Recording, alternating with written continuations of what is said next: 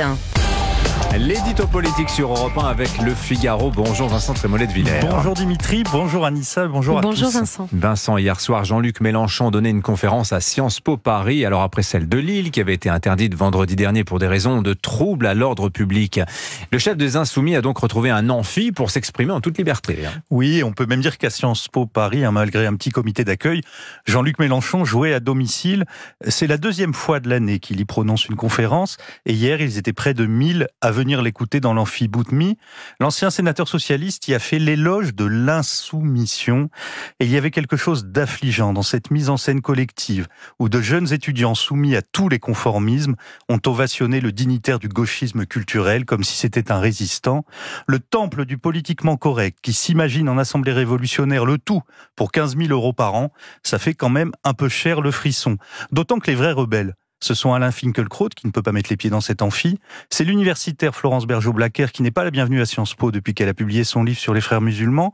Et ce sont tous ces intellectuels que le progressisme radicalisé a disqualifiés sans même avoir lu leurs œuvres. Alors ça n'a pas empêché, ça n'empêche pas Jean-Luc Mélenchon de se poser en victime. Il a été hier jusqu'à comparer le président de l'université de Lille, qui avait interdit sa conférence avant, à Adolphe Eichmann. Oui, c'est une comparaison insensée où la grandiloquence le dispute à l'indécence. Grandiloquence parce que Jean-Luc Mélenchon, pour un minuscule événement, n'hésite pas à réveiller les orgues les plus tragiques de l'histoire. Indécence parce qu'avec cette comparaison, le chef des Insoumis poursuit sa volonté de nazifier Israël et d'établir une équivalence entre la Shoah et Gaza. Obscénité même, quand il s'appuie sur Hannah Arendt, dont il confond les ouvrages, pour justifier sa comparaison et s'en prendre à ceux qui, je le cite, veulent dissoudre l'objet central du litige, un génocide. L'idée, on l'a compris, est de faire de Gaza le thème de la campagne des Européennes et de l'activiste pro-palestinienne Rima Hassan la figure de proue de la liste des Insoumis avec comme objectif le vote des banlieues. Mais apparemment, l'islamo-gauchisme répond plus vite dans nos grandes écoles qu'à Trappes ou à la Courneuve. C'est à Sciences Po Saint-Germain-en-Laye que Rima Hassan devrait à son tour donner une conférence.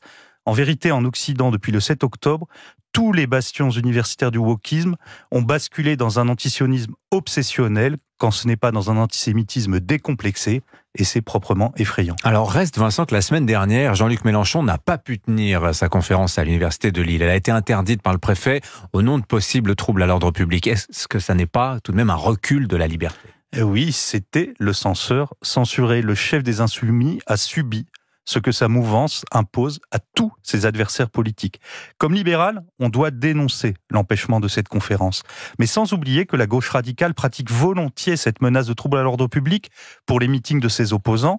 Éric Zemmour, par exemple, vit en permanence sous la menace des désordres de l'extrême gauche et l'on n'a jamais entendu Jean-Luc Mélenchon s'en émouvoir. Plus profondément, il faut rappeler que l'université, ce n'est pas un lieu vacant, ouvert à tous les discours. C'est le lieu de la liberté académique plus que de la liberté d'expression. Il ne faut pas tout confondre. La liberté d'expression a pour canaux les journaux, les livres, les télévisions, les radios, les réseaux sociaux, les manifestations. Mais l'université, ça n'est pas un média. Sinon, il faut inviter Jordan Bardella, Marion Maréchal, François-Xavier Bellamy, Valérie Ayé, Raphaël Glucksmann. Mais vous savez très bien que cela n'arrivera jamais. À l'université, la liberté académique est de plus en plus sous la surveillance de la gauche radicale. Et dans les amphis, la liberté d'expression politique est interdite, sauf pour la gauche radicale. L'édito politique sur Europe 1. Merci Vincent Trémollet de Villers.